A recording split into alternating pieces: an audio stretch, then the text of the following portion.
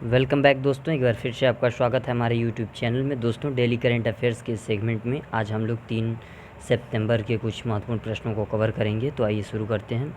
पहला प्रश्न है, कोल इंडिया 2023 से 2024 तक कितनी परियोजनाओं पर 1.22 लाख करोड़ रुपए का निवेश करेगा?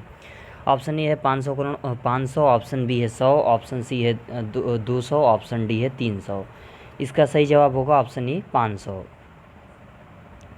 केंद्रीय कोयला एवं खनन मंत्री प्रहलाद जोशी के अनुसार कोल इंडिया 2023 से 24 तक कितने परियोजनाओं पर 1.22 लाख करोड़ रुपए का निवेश करेगा? कोयला के क्षेत्र में देश को आत्मनिर्भर बनाने के तहत कोयला मंत्रालय नित्य नए विकल्पों को तलाश रहा है। इस निवेश का उद्देश्य भारत को कोयले में आत्मनिर्भर बनाना है। बढ़ते हैं अगले प्रश्न की तरफ। अगला प्रश्न है, रक्षा मंत्रालय ने मेक इन इंडिया को बढ़ावा देने के लिए कितने करोड़ रुपए के अनुबंध पर हस्ताक्षर किए हैं? ऑप्शन ए है 1580 करोड़ रुपए, ऑप्शन बी है 3580 करोड़ रुपए, ऑप्शन सी है 2580 करोड़ रुपए, ऑप्शन डी है 2990 करोड़ रुपए। इसका सही जवाब होगा ऑप्शन सी 2580 करोड़ रुपए। रक्षा मंत्रालय ने मेक इन इंडिया को बढ़ावा देने के लिए 2580 करोड़ रुपए के अनुबंध पर हस्ताक्षर किए। यह कदम मेक इन इंडिया पहल को बड़े पैमाने पर बढ़ावा देने के लिए उठाया गया है। यह अनुबंध टाटा पावर कंपनी, भारत अर्थ मूवर्स लिमिटेड और लार्सन एंड टुब्रो के साथ हस्ताक्षरित किए गए हैं। रक्षा मंत्रालय ने एक बयान में कहा कि 6 पिनाका रेजिमेंट में automated gun aiming and positioning system AGPS के साथ 114 लॉन्चर और 45 कमांड पोस्ट भी होंगे। बढ़ते हैं अगले प्रश्न की तरफ। अगला प्रश्न है, ग्लोबल इनोवेशन इंडेक्स GII में भारत 4 पायदान की छलांग लगाकर कितने स्थान पर पहुंच गया है? ऑप्शन ए है 28वें, ऑप्शन बी है 38वें, ऑप्शन सी है 48वें, ऑप्शन डी है 98वें। इसका सही जवाब होगा ऑप्शन सी 48वें। ग्लोबल इनोवेशन इंडेक्स GII में भारत पहली बार शीर्ष 50 देशों में शामिल हुआ है। भारत ने 4 पायदान की छलांग लगाई और 48वें स्थान पर पहुंच गया है। भारत साल 2015 में 81वें, 2016 में 66वें और 2017 में 60वें पर, 2018 में 97वें पे और 2019 में 92वें स्थान पर था। संयुक्त राष्ट्र की एजेंसी विश्व बौद्धिक संपदा संगठन WIPO की यह सूची 131 देशों और अर्थव्यवस्थाओं के नवोन्मेष प्रदर्शन पर आधारित है। बढ़ते हैं अगले प्रश्न की तरफ। अगला प्रश्न है, केंद्रीय सरकार ने कश्मीरी, डोगरी, हिंदी, अंग्रेजी और किस भाषा को जम्मू कश्मीर की आधिकारिक भाषा के रूप में मंजूरी दी है? ऑप्शन ए है उर्दू, ऑप्शन बी है संस्कृत, ऑप्शन सी है तमिल, ऑप्शन डी है कन्नड़। इसका सही जवाब होगा ऑप्शन ए उर्दू। केंद्रीय मंत्रिमंडल ने जम्मू कश्मीर के लिए राजभाषा विधेयक लाने को मंजूरी दे दी। इसके तहत उर्दू और अंग्रेजी के अलावा अब कश्मीरी, डोगरी और हिंदी को भी इस केंद्र शासित प्रदेश की आधिकारिक भाषाओं की सूची में शामिल किया जाएगा। कश्मीरी को जम्मू कश्मीर में पहली बार राजभाषा का दर्जा मिलेगा। वहीं पहले से मान्यता प्राप्त उर्दू और अंग्रेजी राजभाषा के रूप में बनी रहेंगी। बढ़ते हैं अगले प्रश्न की तरफ। अगला प्रश्न है, हिमाचल प्रदेश सरकार ने वार्षिक परीक्षाओं के लिए निम्न में से कितने प्रतिशत सिलेबस को कम करने का फैसला किया है? ऑप्शन ए है 80%, ऑप्शन बी है 10%, ऑप्शन सी है 25%, ऑप्शन डी है 30%। इसका सही जवाब होगा ऑप्शन डी 30%। हिमाचल प्रदेश सरकार ने वार्षिक परीक्षाओं के लिए 30% सिलेबस को कम करने का फैसला किया है। कोरोना महामारी में बंद चल रहे स्कूलों के कारण प्रदेश के सरकारी स्कूलों में 9वीं से 12वीं कक्षा की वार्षिक परीक्षाएं 70% सिलेबस के आधार पर ली जाएंगी। बढ़ते हैं अगले प्रश्न की तरफ। अगला प्रश्न है, केंद्र सरकार ने भारतीय विमानन कंपनियों को निम्न में से कितने प्रतिशत घरेलू उड़ानों के लिए मंजूरी प्रदान की है? ऑप्शन ए है 40%, ऑप्शन बी है 60%, ऑप्शन सी है 80%, ऑप्शन डी है 20%। इसका सही जवाब होगा ऑप्शन बी 60%। केंद्र सरकार ने भारतीय विमानन कंपनियों को 60% घरेलू उड़ानों के लिए मंजूरी प्रदान कर दी है। इसके पहले एयरलाइंस को नेटवर्क कैपेसिटी का सिर्फ 45% तक इस्तेमाल करने की मंजूरी दी थी। देश में 25 मार्च को लगाए गए लॉकडाउन के चलते विमानन सेवाओं पर रोक लगाई गई थी। बढ़ते हैं अगले प्रश्न की तरफ। अगला प्रश्न है, निम्न में से किस देश ने विश्व का सबसे बड़ा सोलर ट्री विकसित किया है? ऑप्शन ए है नेपाल, ऑप्शन बी है भारत, ऑप्शन सी है चीन, ऑप्शन डी है रूस। इसका सही जवाब होगा ऑप्शन बी भारत। भारत ने विश्व का सबसे बड़ा सोलर ट्री विकसित किया है। इसे central mechanical engineering research institute CMRI के आवासीय कॉलोनी दुर्गापुर में स्थापित किया गया है। इसकी क्षमता 11.5 किलोवाट पावर की होगी। इस सोलर ट्री से किसानों को पंप, ई ट्रैक्टर आदि को चलाने में सुविधा होगी।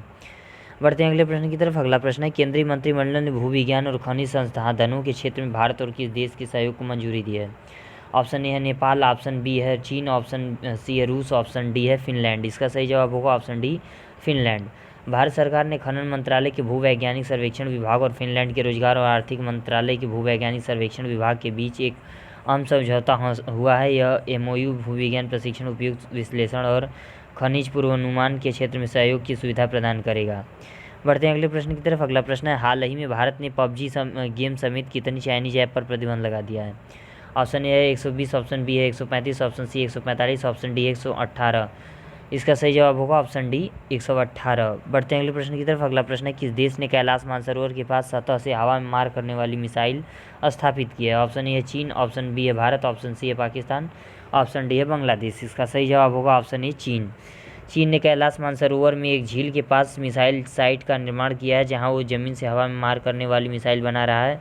यह झील कैलाश मानसरोवर का हिस्सा है। कैलाश पर्वत और मानसरोवर झील, जिसे आमतौर पर कैलाश मानसरोवर स्थल के रूप में जाना जाता है, कैलाश मानसरोवर के पास DF-21 नाम की मिसाइल तैनात की गई है। मध्यम रेंज की बैलिस्टिक मिसाइल 2200 किलोमीटर की दूरी तक मार कर सकती है। बढ़ते हैं अगले प्रश्न की तरफ। अगला प्रश्न है, श्रीनगर में आतंकवादी हमले में केंद्रीय रिजर्व पुलिस बल CRPF के महानिदेशक IG के रूप में नियुक्त होने वाली पहली महिला अधिकारी कौन है? ऑप्शन ए है डी रूपा मौदगिल, ऑप्शन बी है संयुक्ता पराशर, ऑप्शन सी है सोनिया नारंग, ऑप्शन डी है चारू सिन्हा। इसका सही जवाब है ऑप्शन डी चारू सिन्हा। चारू सिन्हा जम्मू कश्मीर में आतंकवाद प्रभावित श्रीनगर में केंद्रीय रिजर्व पुलिस बल CRPF के महानिरीक्षक DIG के रूप में नियुक्त होने वाली पहली महिला IPS अधिकारी बन गई हैं। वह इस क्षेत्र में शामिल सभी कार्यों की मुखिया बन गई होंगी। तेलंगाना कैडर के 1996 बैच के IPS अधिकारी चारू सिन्हा ने नक्सलियों को पकड़ने के लिए CRPF में IG बिहार सेक्टर के रूप में काम किया था। बढ़ते हैं अगले प्रश्न की तरफ।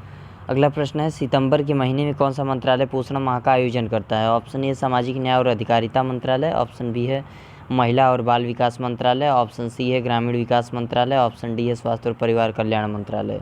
इसका सही जवाब होगा ऑप्शन बी महिला और बाल विकास मंत्रालय। महिला और बाल विकास मंत्रालय द्वारा प्रतिवर्ष सितंबर महीने में पोषण माह का आयोजन किया जाता है। इसके तहत DOFPD ने अपने संगठनों के माध्यम से महिला एवं बाल विकास मंत्रालय के देश के विभिन्न हिस्सों में पोषण सुरक्षा की खूबियों पर लक्षित समूहों को संवेदनशील बनाने के सुझाव के तहत गतिविधियां आयोजित करने का फैसला किया है। पोषण माह या राष्ट्रीय पोषण महीना 2019 में देश भर में शुरू हुआ है।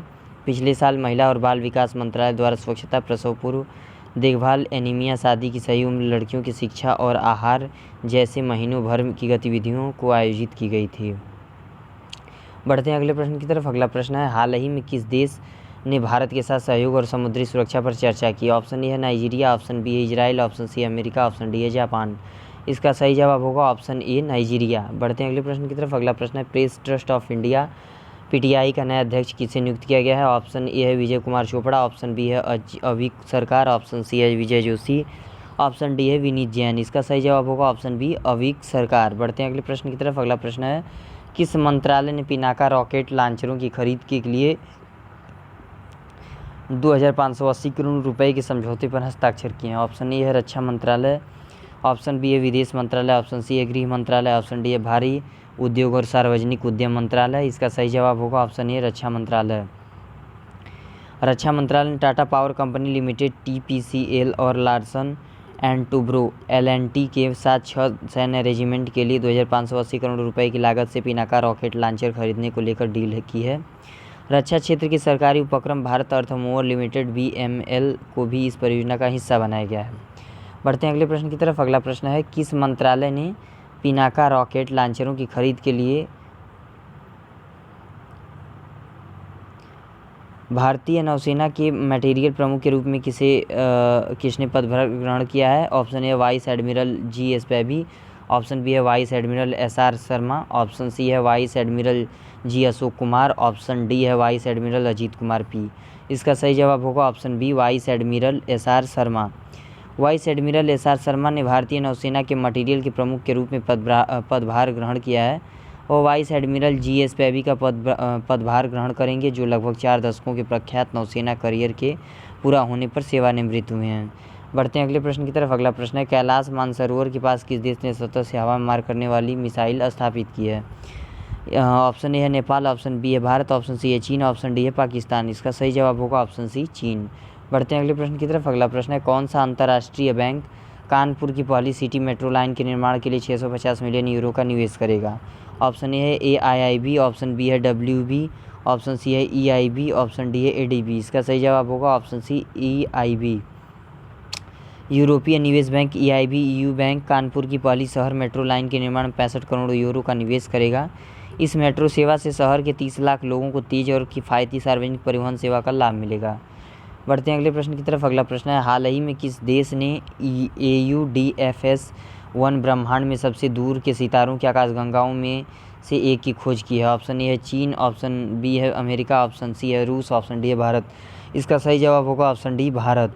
भारतीय खगोलविदों ने AUDFS-01 ब्रह्मांड में सबसे दूर स्थित सितारों की आकाशगंगाओं में से एक की खोज की है। AUDFS-01 नामक इस आकाशगंगा की खोज inter university centre for astronomy and astrophysics IUCA Pune के डॉक्टर कनक साहा के नेतृत्व में खगोलविदों के एक समूह ने की थी।